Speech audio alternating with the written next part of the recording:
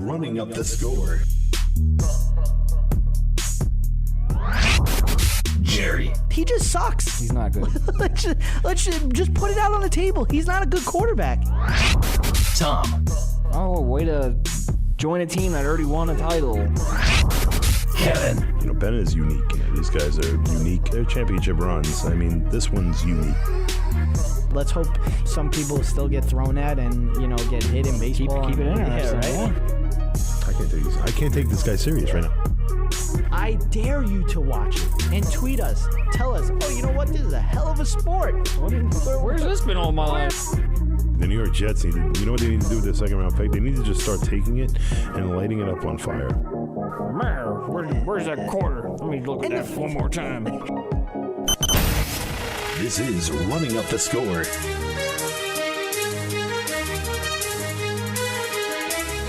And it starts now.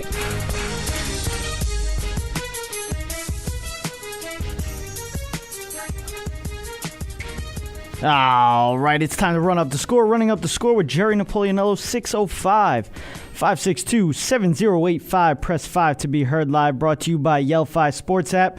We are live on Zeno Live and Periscope. We got a lot to get to today.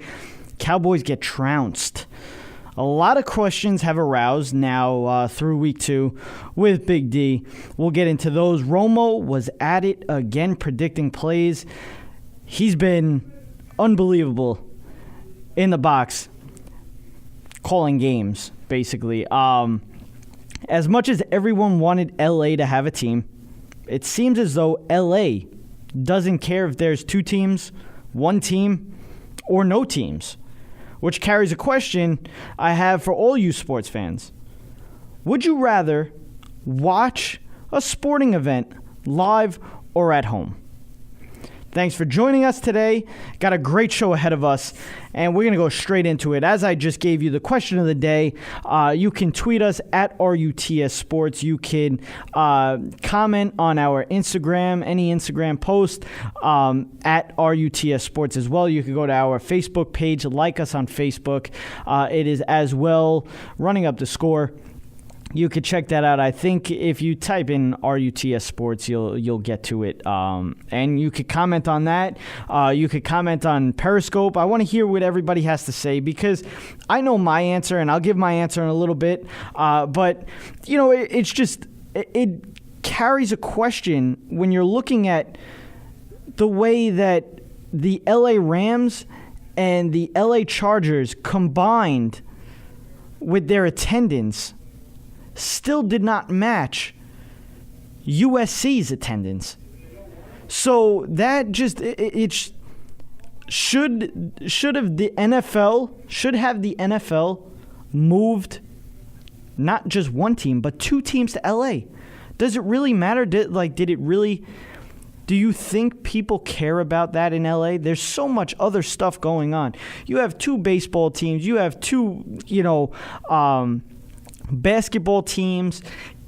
There's, you got Hollywood, you got movies, you got TV shows, I just feel like it really didn't matter if the NFL was in LA or they weren't. I don't think it was that big of a deal. Because when you look at St. Louis now, they loved the Rams. And no matter how bad they were, they still, the Rams were God there. Then, not to mention when we're talking about just moving a team, Oakland. Oakland was one of the biggest place. One of the nastiest places, first of all, when it comes to fans. But, they always showed out. No matter how bad. The Oakland Raiders were bad. And they're finally good now, and they want to move them. And they obviously are moving them. But then, you look at the Chargers. San Diego loved the Chargers as well. It's just, overall, to me, I don't think it was imperative that LA got a team. I really don't think so.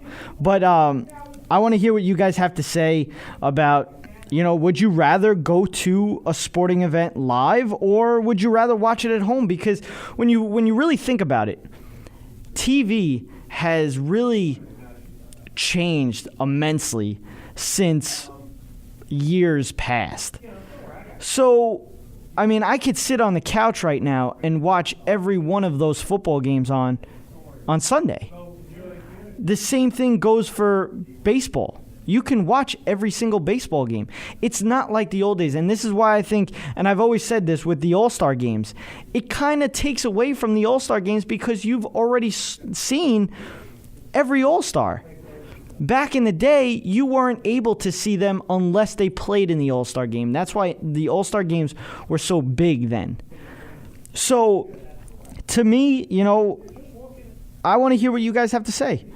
But we're going to go right into week 2. Before we get into week 2, Ezekiel Elliott and his legal team get another win in court. They won their appeal. They got the restriction on his suspension, so he doesn't have to do it. NFL came right back with an emergency appeal. That was denied. So we'll see what this higher court that they sent their appeal to. We'll see what they say. But I have a feeling that you're going to see Ezekiel Elliott playing every game this year, even though you kind of missed him yesterday. But we'll get into that when we get to the Dallas Cowboys. Cameramen get their revenge, and I'll have a video up as I'm talking about this on YouTube when I finally put the video up later on. But they finally got their revenge. If you noticed, I forget what game it was. I think it might have been the Tampa Bay Buccaneers game. The cheerleaders were on the field. They're doing a little, dance, whatever, and this cameraman, I don't know how you did not see her, especially even if you were looking into the camera. I don't know how he doesn't see her. And he comes running across the field, and he plows her over. Just totally annihilates her. And this goes back to, and the reason why I say it's revenge, this goes back to last year when the cameraman tried to go across the entrances for the Vikings, and the offensive lineman or defensive lineman annihilated the cameraman. So he got his revenge. It wasn't against a football player, but it was against a cheerleader. So I guess the next best thing for the cameraman, and I guess that's a win for them. But going back to the attendance, as I said, the Rams and the Chargers combined were less than the USC game in California. So, I beg, and I saw one of the comments on Periscope, but, if the tickets were cheaper, that's a big thing. And that is one of the biggest things now when it comes to sporting events and live sports is, people can't afford to have a family go to a game. They can't afford to go to a game every other weekend or whatever. I mean, football games are astronomical. And to me, it's a little different because I'm a Cowboys fan. So when the Cowboys are in town, and obviously I live in New York, so you know how much I get for that. But going to a Cowboy-Giant game, it's one of the bigger games in the league. It's always either a Sunday night game or a Monday night game, something like that. So the tickets are always astronomical for me. But just the Giants overall, or just teams like that, especially some of these teams with their new stadiums, it's a lot different. These tickets are astronomical. It's so hard. It's so hard to go to a game. You have to save up your whole paycheck to go to a game. And that's the problem now, and you wonder why these stadiums are empty. And I mean, when it comes to the Chargers, they're playing in a little league field. Basically, it's a soccer field that only holds about 27,000 people. So that's a little different. But then you look at the Rams. The Rams are playing in the Coliseum, and they're only getting maybe 18,000 people to go to the game. So that's a problem. That's a problem. Now, what's going to happen when these stadiums are actually up, their own actual stadiums? What's going to happen? They're not going to fill out. They're not going to sell out. It's almost like the Yankees. The Yankees put up this new stadium. It's all great and good, whatever. It's so hard.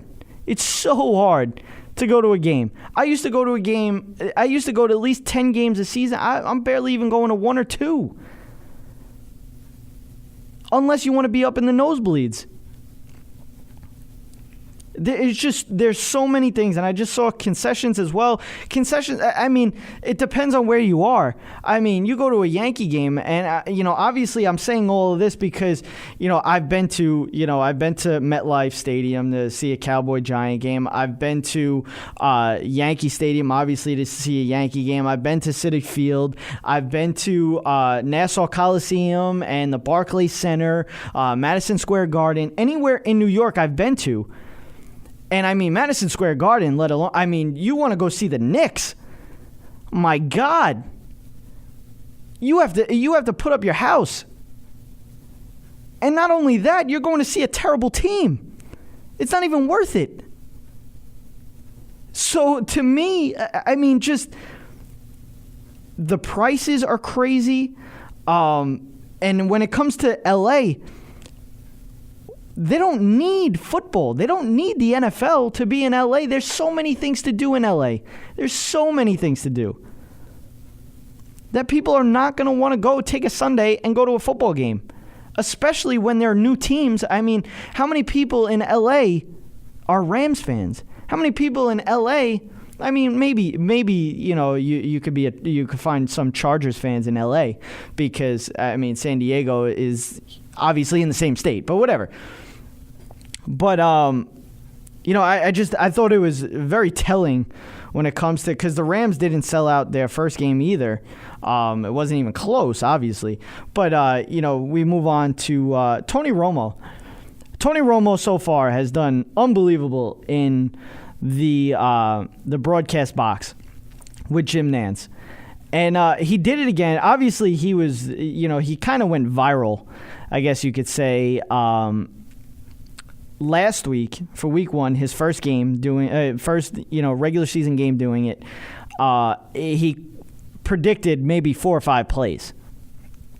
So it went viral. There was a video up of every single time he did it. I mean, it was unbelievable. I mean, I listened to most of that game. I watched most of that game. So he's kind of like a natural. When you really listen to him, it doesn't really sound like he's a new guy in the broadcast booth. It doesn't sound like he's bad. He actually sounds really good, and I think he's going to do a really good job when it comes to this. But he was at it again with the predicting the plays. And this one, to me, was more impressive because of what this play entailed. Now, what happened was the wide receiver was in the slot, tight end was on the outside. When he basically called it right away, and I have a clip of it. Obviously, this was Tony Romo calling one of the Saints' touchdowns in the game against the Patriots. Let's see the design of this play. It's a 3rd and 4. It's up for the fade inside to 16. Here's the pass to the end zone, and it is 16. It's Coleman for the touchdown. So he just loves this, right? You're going to put Hill. He's going to run basically a pick route. It's a fade by Coleman from the inside. And whenever I see a tight end on the outside in a cut split, and you got a big receiver inside the 5, you're going to see some sort of a fade route by that inside receiver. And just a good throw. So, to me, and even his detailed analysis of that play and how he knew that was going to happen is unbelievable. And you could tell how smart of a football player this guy is. And to me, being a Cowboys fan, being a huge Romo fan, first of all, I'm not trying to be biased at all here, but I feel like Dallas Cowboy fans took Tony Romo, for advantage.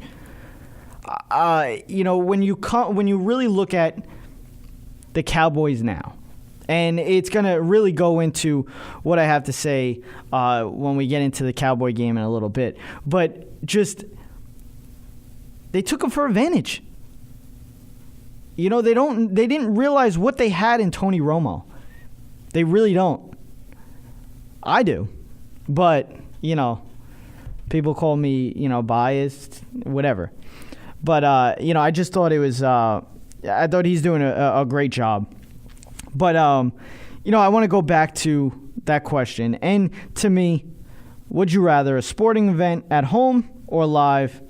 Again, tweet us at RUTS Sports. You can also follow us on Instagram at RUTS Sports and like our Facebook page and give us a comment there. We want to hear what you have to say about this question.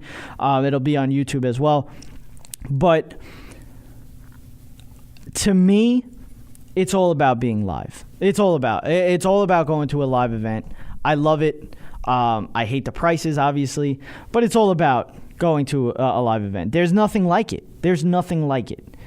I think it's definitely different when it comes to the people that go to these games. I mean, I have the problem with the people that are on their phones all game long, that are constantly not even watching the game. It annoys the crap out of me. It's like first of all, you're spending all this money to go to this game. Or the people that are getting drunk. You're spending all this money for what? For what? You could have done everything that you have just did at the game at home for free. Instead of spending $10 for a beer, $20 for chicken nuggets and you know, French fries, you know, $300 on tickets, you could have did that at home. To me, it's all about, you know, the smell of, you know, just going into a stadium, the, you know, different foods, the grass, just everything. But it's also about the play on the field, the ambiance of, you know, the crowd, the different plays, you know, just everything about sports. I love it. There's nothing like it. Hockey games, basketball games, football games, baseball games. There's nothing like it. Playoff baseball. I mean, I've been to Yankee playoff games. There's nothing like it. Yeah, you probably get a better view at home. You're probably more comfortable on a couch. It's cheaper. But to me, it's all about being live. I think everything is worth it when it comes to a live sporting event. Everything. So that's my answer to, would I rather go to a sporting event, watch a sporting event at home or live? Again, keep bringing in your answers. If I get them before we get off the air, I will bring them up on the air. But we're going to recap Week 2. Thursday Night Football, Houston beats Cincinnati 13-9. Cincinnati is just not good at all. Andy Dalton has not played well through the first two games. I mean, the Cincinnati Bengals have played their first two games of the season at home. They have not scored a touchdown yet. That's bad. That is bad. When is he going to get benched? When is Andy Dalton going to get benched? When is Marvin Lewis actually going to get fired? I mean, how many times do we have to bring this question up before it actually happens? Just when? It boggles my mind when it comes down to Marvin Lewis and the Cincinnati Bengals. I mean, just everything since they went to the playoffs. They went to the playoffs the first couple of years Marvin Lewis was around. But now it's just, I feel like it's just at that point where it's time to give in. It's time to let it go. Move on. Marvin Lewis needs a new setting. The Cincinnati Bengals need a new head coach. I mean, firing your offensive coordinator is not going to do everything. It's not going to fix their problems. You have to fire Marvin Lewis. You have to. Moving on to two other AFC North teams. the Baltimore Ravens, the Cleveland Browns. Cleveland struggled mightily. First 2 weeks they have actually struggled. Deshaun Kaiser has definitely struggled in this game. This was the worst of the two. But Baltimore's defense, we have to talk more about this. Baltimore's defense, 9 turnovers in the first 2 games. That's unbelievable. And we didn't think that Baltimore was going to be that great. I mean, when we brought up our picks for the season, our records, we didn't have Baltimore doing that well. We had them middle of the pack, not making the playoffs. But their defense keeps playing like this. I mean, we have to start thinking about them. Especially the way that Cincinnati's playing. Especially the way that, the Browns are playing. You have the Steelers that should win that division. I picked them to win that division. You have a very strong offense on that Steelers team. Their defense is even as good. So this is, Baltimore's defense is a surprise. Baltimore's team, surprise, 2-0. But again, they played Cleveland, and I think the week 1 they played Cincinnati.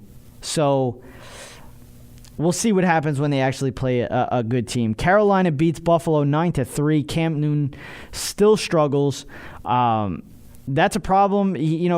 When you really think about it, he had his rookie year that was great. I think it was more of he brought something new to the field, and I thought defense is really tuned to playing him well, and that worked out. The year after he had a bad year, then he has the year they go 15-1, and right after that, they struggle again. He struggles again. Last year, he struggled all year long. This year, he's still struggling the first 2 games. Then they lose Greg Olsen for at least, 10 weeks or so with a broken foot. Carolina's in trouble. And I don't think Carolina's going to do that well this year. But they're in trouble. Arizona beats Indianapolis 16-13 in overtime. I saw a little article. Andrew Luck's days in Indy may be numbered. We'll see what happens with that. I didn't really read into it. I just saw a headline. That's, it wouldn't surprise me. It wouldn't surprise me. I think that he's mad about the way that this whole surgery and rehab has been going. I think he's upset with the Indianapolis Colts and the way that they really went through this whole rehab process. I don't doubt that Andrew Luck's days in Indy are numbered. I don't doubt it. But on the other side, Arizona, can they actually make the playoffs without David Johnson? I don't think so, because I think Carson Palmer is done. I think it's time for him to retire. This team is not as good. I wouldn't be surprised to see if Larry Fitzgerald wants out, maybe for another, try to go for a ring somewhere else real quick for a year or two, or retire. I don't know. But this Arizona team is not like they were 2 years ago. They're not. So, their first 2 games were away, so that could be a little bit different. But the Colts are not good right now. They're not good. And I think I predicted them to go 1-15, even with Andrew Luck. They're just not an overall good team. And now without Andrew Luck, they're just even worse. Jacoby Brissett comes in, obviously makes his first start for the Colts. They go into overtime. He throws a pick on the first play. Ends the game right there. The fact that Arizona went into overtime to that team is a problem. Tennessee beats Jacksonville 37-16. So when do the Jacksonville Jaguars move on from Blake Bortles? When does that happen? I think it's got to happen soon. He's just not cutting it now. He's not.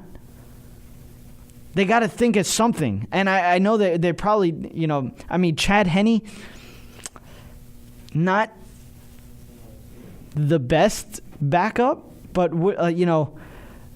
I think it's time to move on from Bortles. Send him off somewhere. Try to get a trade, draft pick, whatever.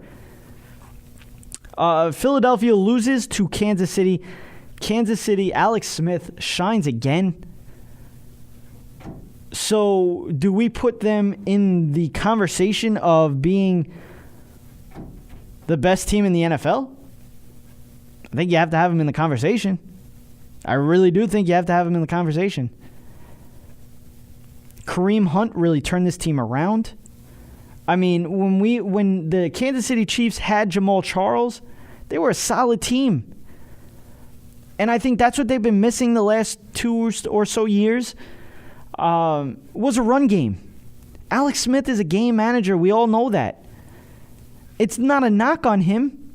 He's a very good game manager. That's why it surprised us so much, with week 1 against the Patriots and how he, turned that offense from a game-managing offense to a high-powered offense. And the fact that, he comes back and beats Philly here, I think you got to put him in the conversation of being the best team in the NFL. Their defense is solid. They have a solid running back now. They have arguably the best tight end in the league, I think. I think it's time to say that Travis Kelce is the best tight end in the league now. Gronkowski got hurt again for New England. I think it's done with Gronk. Speaking of Gronk, New England beats New Orleans 36-20. Gronkowski, as I said, just got hurt again. They're losing players left and right here with Tom Brady, and he's still putting up points. And do we doubt Tom Brady now? Absolutely not. Absolutely not. But this was an easy one to pick. Again, Adrian Peterson now. There's rumors going around. Is he on the quick way out of New Orleans? Real quick. The quicker enough he came in, the quicker enough he's going out. He does not fit this team. His running style does not fit this team. I heard maybe a trade to the Giants, which, again, that doesn't scare me. The Giants don't scare me. As a Cowboys fan, the Giants don't scare me. They don't. I don't care who they have at running back. And, it's funny because Sean Payton came out and he's like, we're not going to use Adrian Peterson as the feature back like he was in Minnesota. It's not going to happen. So I don't know what he was thinking. So I could see Adrian Peterson being out before the trade deadline for the NFL. Pittsburgh beats Minnesota 26-9. Tampa Bay beats Chicago 29-7 in Tampa Bay's first game. Miami beats the Chargers 19-17. Again, Younghoe Koo, or whatever you want to call his name, misses another game-winning field goal. This is the second one in consecutive weeks. The Oakland Raiders absolutely demolished the Jets, which we obviously knew that was going to happen. Jets are not a good team. But Marshawn Lynch was caught dancing on the sideline, ended up on the Jumbotron.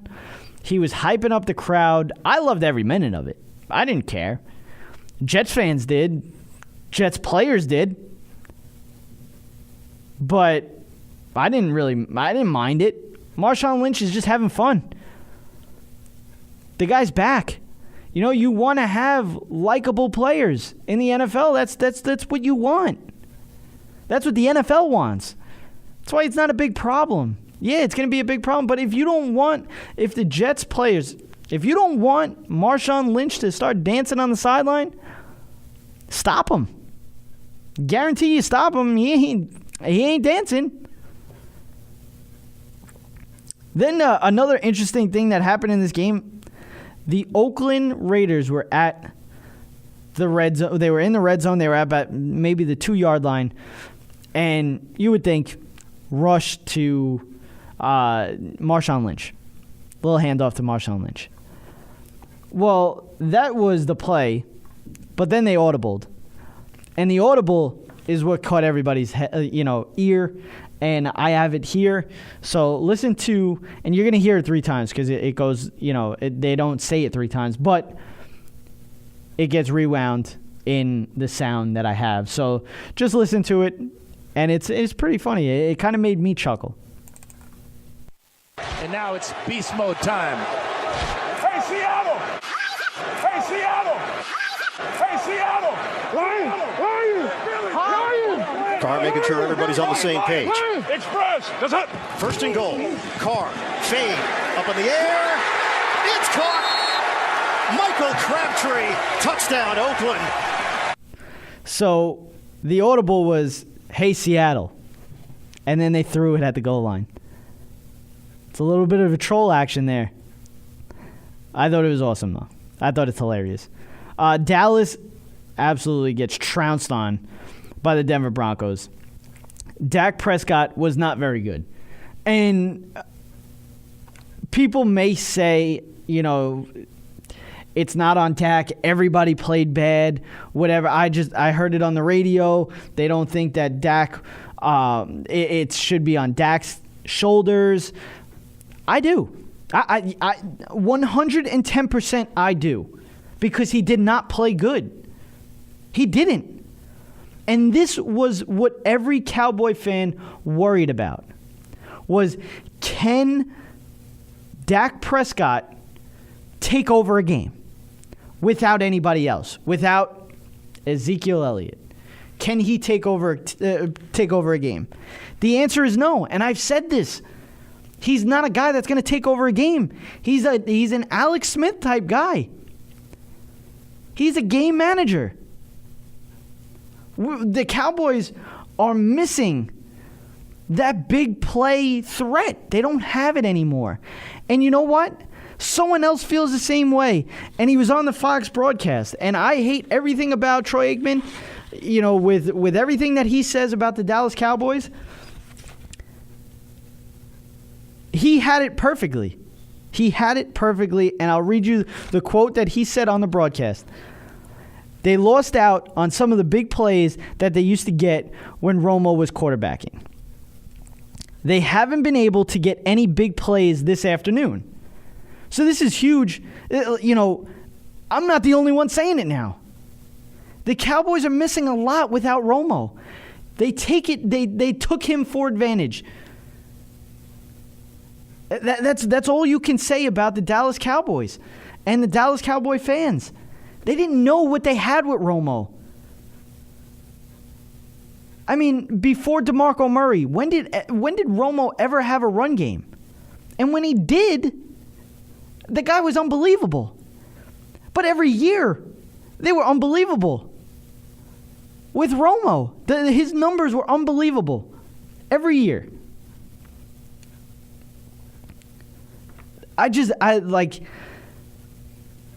It annoys me when everybody was like, it's time to move on from Romo. He can't do it anymore, this and that. I mean, you listen to him on the broadcast now and how smart of a quarterback he was. He's never had a defense throughout his whole career. The last time the Dallas Cowboys had a good defense was 21 years ago.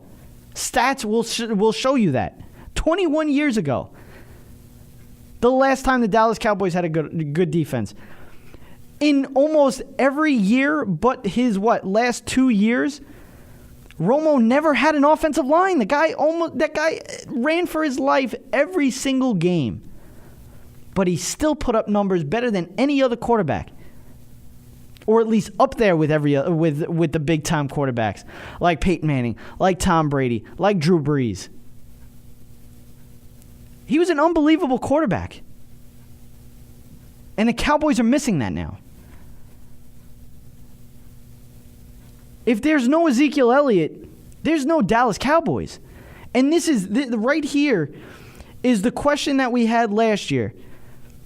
Is it Dak Prescott or is it Ezekiel Elliott? What is the big part of this team? And it's Ezekiel Elliott. So now, this suspension that is looming, if this actually goes down, Dallas Cowboys are in trouble.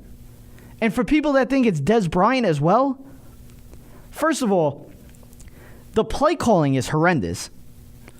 The fact that you rushed the ball 8 times is ridiculous. Jason Garrett, that's a fireable offense. Scott Linehan, that's a fireable offense.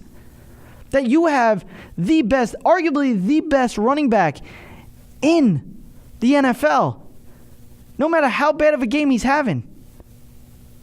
The fact that you only rush him 8 times and you pass the ball 50 times, we've already known how bad this is. I mean, look what happened in Tony Romo's day. I mean, they used to throw the ball 50 times a game, every other game.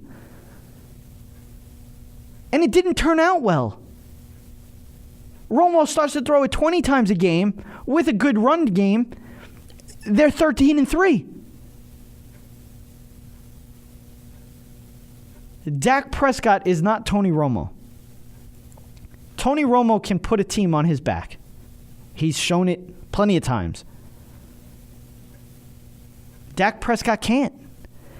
And if you look at it, the sad truth, Dak Prescott has not ever won a starting spot in every level of his football career. High school, college. The NFL, the starting quarterback had to get hurt. That's just the sad truth about Dak Prescott. Do I think he's going to be a good quarterback? Yeah, I do. But he's not going to be great. He's not. The Cowboys need Ezekiel Elliott. That's all you could say. Cowboys need Ezekiel Elliott. Simeon played solid. I mean, he was a solid quarterback. He torched the Cowboys defense, and they deserved that win. The Cowboys did not deserve that win. The Redskins beat the Rams. Goff struggled. Seattle beat San Francisco 12-9. I mean, Seattle's in trouble. Seattle's offensive line is horrendous. Sunday Night Football, Atlanta beats Green Bay 34-23. The score does not show how how much Atlanta actually beat this team. They were all over Green Bay all game long. Tonight, the Giants against the Lions. I have the Lions winning this game. But hey, doesn't it get annoying when you're watching sports? Let's say you want to send a text to your friend or tweet something out about the game or check your fantasy team. Or hey, how about you want to go to the game and even set up a tailgate party, and you have to go to all these different apps, websites, etc. to do all of that. What if you could just go to one place for all of this? Well, I'm here to tell you there is that place. Yell-Fi Sports app. You can get detailed real-time scores, stats, news, rumors, fantasy news, team and player comparisons, built-in social media feature which is integrated with Twitter and Facebook. Create private one-to-one or group chat with your friends. Buy and sell tickets, host a tailgate party, or even a pickup game. One sports app for all your sports information. Make sure you go download Yell-Fi Sports app in the iTunes App Store. Yell-Fi, the only sports app that you need. All Noise Radio.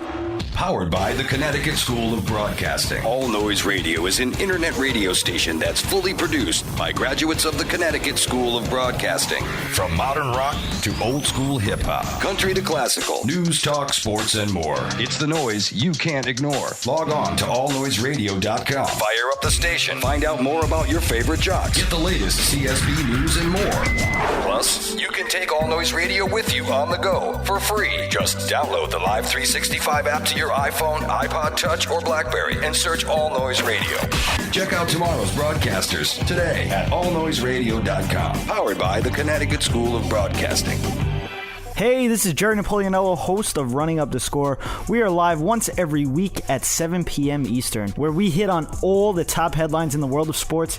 You can also find us on Stitcher, iTunes, and those of you that like the visual aspect, check us out on YouTube. Running Up the Score.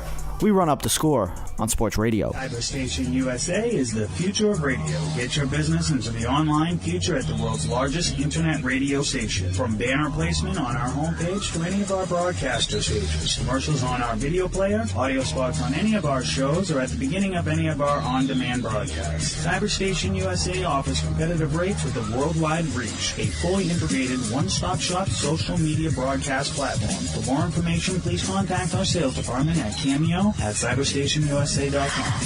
Hey, this is Tom Gallipani, co-host of Running Up the Score. Remember to catch us every Wednesday night at 7 p.m. Eastern Standard Time. You can follow us on Instagram and Twitter at RUTS Sports. Also, be sure to subscribe to us on iTunes and YouTube, where you will get the full Running Up the Score experience. Running Up the Score. We run up the score on Sports Radio. Speaking my lesson from the brain, seeing the beauty through the...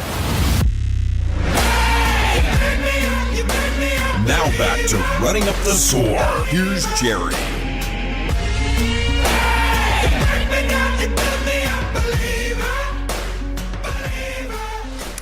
All right, we got some Week 3 picks to get to, but first, call in at 605-562-7085. Press 5 to be heard live. You can also tweet us at RUTS Sports, as well as follow us on Instagram at RUTS Sports. Check out our website, www.rutsports.weebly.com. First, before we get into some Week 3 picks, we're going to get into some NBA talk real quick.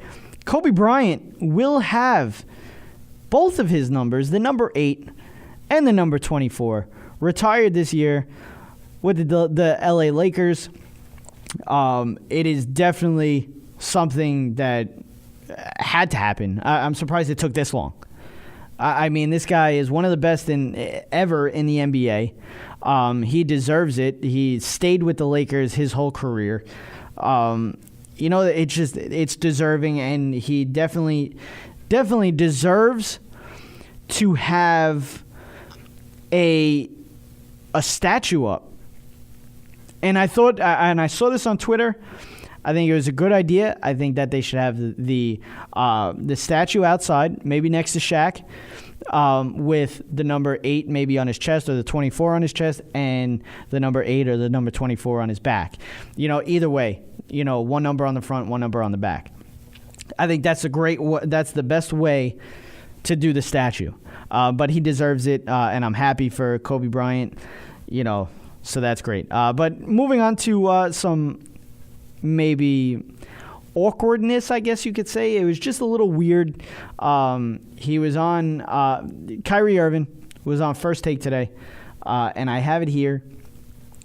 This is basically right after Stephen A. Smith asks Kyrie Irving if he spoke to LeBron James before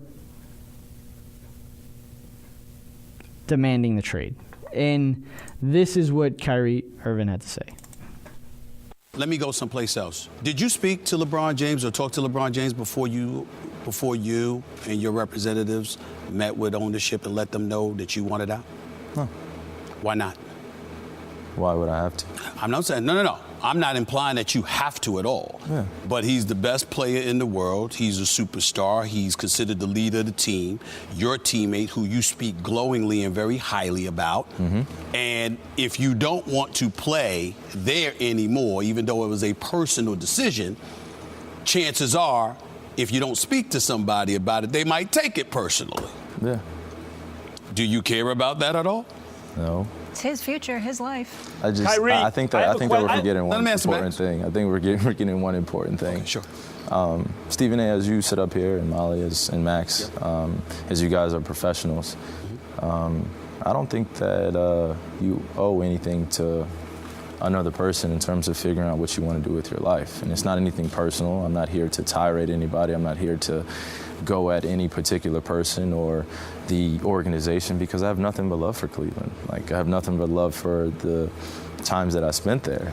There's nothing about that. It comes a time where you mature as an individual. It's time to make that decision. And there is no looking back from that standpoint.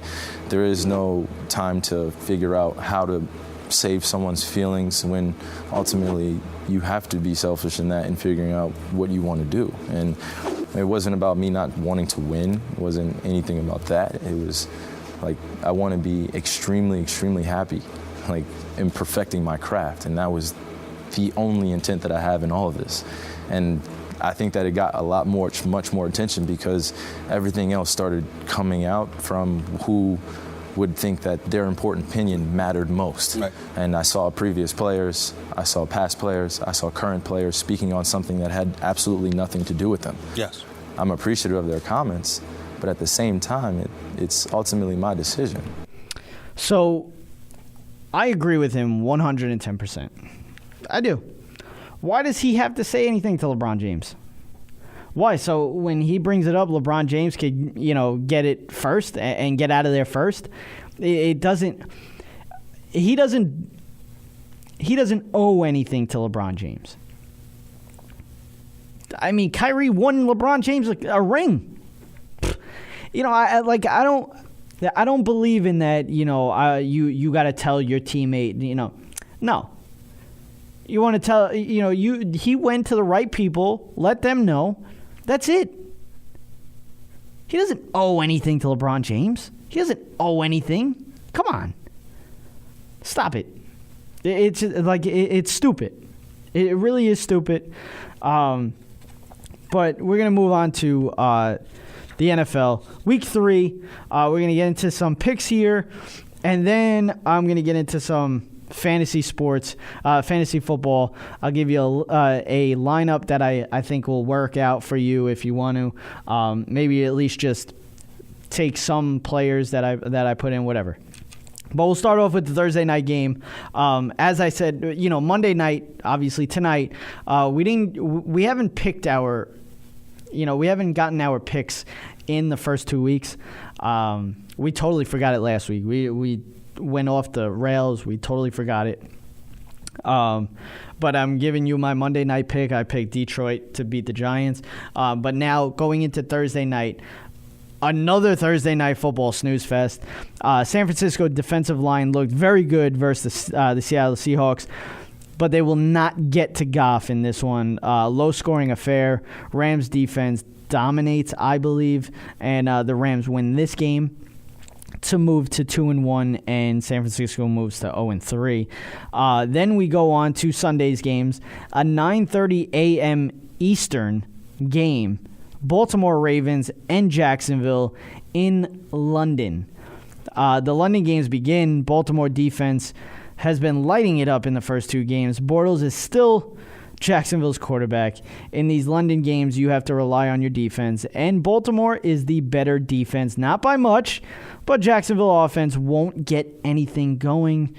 The Ravens move to 3-0. I'm going with the Baltimore Ravens. Denver Broncos at the Buffalo Bills. Buffalo coming in 1-1 after a win against the Jets in Week 1 and a loss in Week 2.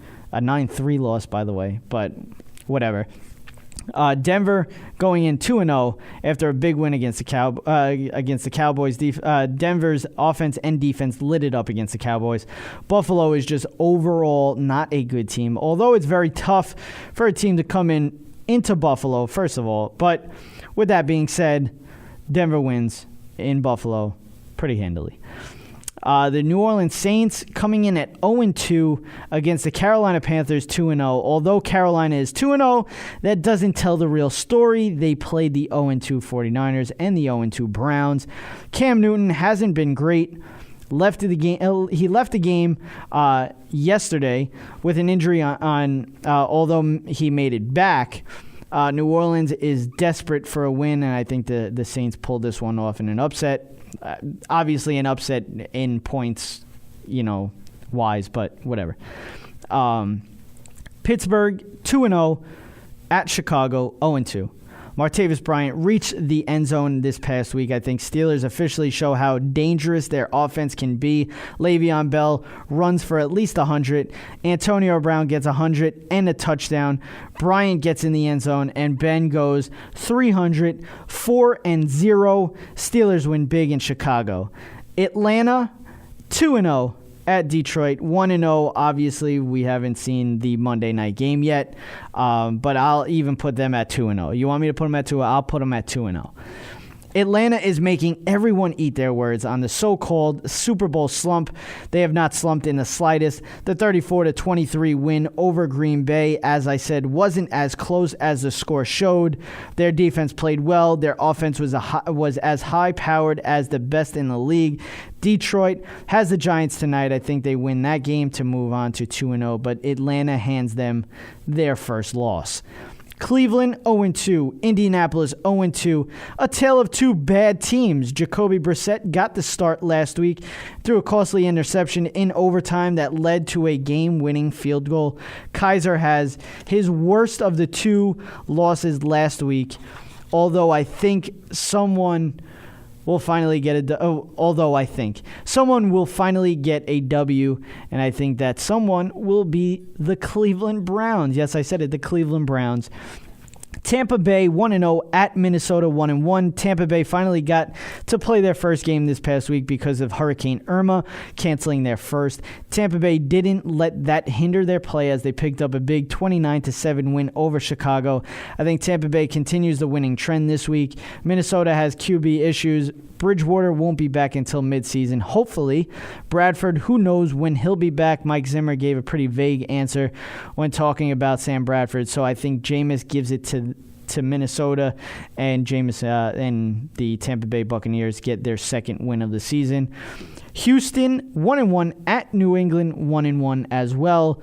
Houston has struggled to score points. Watson has shown flashes of somewhat of a good quarterback. I think he'll be a very good quarterback, but I don't think that they'll have enough to beat Tom Brady and the Patriots. Even though Houston's defense is one of the top in the league, Brady will give the Pats just enough to move to 2-1.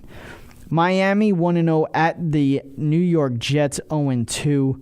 Another boring AFC East game. Miami wins this one. Jets are the worst team in the NFL. There you go. The Giants 0-1 at Philadelphia 1-1. As I said, I think that the Lions will beat the Giants, so I'll put the Giants at 0-2 right now. Giants looked very bad against the Cowboys week 1. We'll see what they do in week 2 against Detroit. And if the way the Cowboys played against Denver is any indication of how bad the Giants are, it's not going to look good. Carson Wentz has looked very good in his first 2 games. I think they win this one in a close game affair. Seattle 1-1 at Tennessee 1-1. Seattle has a terrible offensive line and have struggled against defenses that they shouldn't be struggling against. Tennessee is a different story. They have one of the best, if not the best, offensive line. And I've always said Seattle is a totally different team away. I think Tennessee wins this one. Yes, upset. I guess you could call it. I don't know if you want to call that an upset. I haven't checked the line yet, but I'm going to say it's an upset. Cincinnati 0-2 at Green Bay 1-1. Cincinnati has looked very bad. Haven't scored a touchdown yet in the first 2 games, both of which were played at home, as I said before. I say they continue this trend and get blown out in Green Bay. Kansas City 2-0. Chargers 1-1. As I said, Kansas City can be looked at as the best team in the NFL right now. AFC West looks to be the best division in the league. This game will be played in a Little League stadium, and Kansas City will show 25,000 fans live that they are a pretty damn good team. Kansas City wins this game. Sunday Night Football, Oakland 2-0 at Washington 1-1. Weird Sunday Night Football game. Oakland has been very good so far. Goes along with what I'm saying with the AFC West. Oakland wins this one. Monday Night Football, Dallas 1-1 at Arizona 1-1. Dallas needs a great comeback game in this one. Arizona has struggled thus far, especially on offense, and missing David Johnson is huge. Arizona went to OT against a very bad Indianapolis team. I believe Cowboys win this one, and Zeke has a huge game, but he needs to have a huge game, really. But I feel like he'll have a huge game. Now we'll get into some fantasy talk. Those are my picks of the week. We'll get into some fantasy talk. Some daily fantasy lineup here I have. QB, I'm going with Ben Roethlisberger. He's at 6,200 in DraftKings. He's going up against Chicago. It's funny when I'm looking at my lineup here. Every player that I picked, they're all away. Every one of them are away. They're a road team. Ben Roethlisberger going up against Chicago's defense. I think that, as I said earlier with the picks, I think that the Steelers show how dangerous their offense is going to be. I think he has a big game. I think Le'Veon Bell has a big game. And I think Antonio Bryant has a big game as well. Running back, Devontae Freeman, 6,700, going up against Detroit. I think that he can beat up on Detroit's defensive line, and I think that their offense altogether is going to beat up on Detroit. So that's why I picked Devontae Freeman. He had 2 touchdowns last night against the Packers. My second running back, I'm going with Marshawn Lynch, 6,000, going up against Washington. I think that he's going to be able to beat up on Washington's defense as well. I think Oakland's offense is going to be all over Washington's defense. I don't think Washington's that good. Wide receiver, my first one, I'm going with Mike Evans, $7,500. Obviously, all of this is on DraftKings. They're going up against Minnesota. I think Minnesota, being that their offense is just a question mark, I think that their defense is on the field long enough that they wear them down, and Mike Evans has at least 2 touchdowns in this game. Des Bryant, I'm going with Des because of the struggle of a game that he had against Denver. I think Dak Prescott is going to turn the corner here against Arizona as well. So, and I really think that Ezekiel Elliott is going to have a big game. I think that's what's going to change this whole offense around. So I'm going with Des Bryant against Arizona. My third wide receiver, I had to go a little low on the price because I went high on my previous 5 guys or whatever, 6 guys. I'm going with Cooper Kupp, 4,700 against San Francisco. I think, to be honest with you, I think he's their best wide receiver. I think he is. So I'm going with him. Tight end, I'm going with Ben Watson, 3,700 up against Indianapolis. And then I have, for flex, I have Isaiah Crowell against Jacksonville, 4,800, and then for defense, I have the Rams, $3,500 against the 49ers as well. As I said, they're all away, so you don't know what you're really going to get with an away team, but I think all these away teams are inferior to the teams that they're playing. I think that all these guys will have a very big game coming up in week 3. But that basically will do it for the show. I hope everybody liked the show. I was in here alone. Again, the question of the day is, would you rather watch a sporting event at home or live? I want to hear what you have to say. Send me a tweet. Send me a comment on Facebook. Send me a comment on Instagram. Whatever you want to do, I want to hear what you have to say. If there's any good answers, I'll bring it up on the show next week. Hopefully, I'll have Kevin next to me next week. Possibly Tom. I don't know. We'll see. Hopefully, I could get all 3 of them together.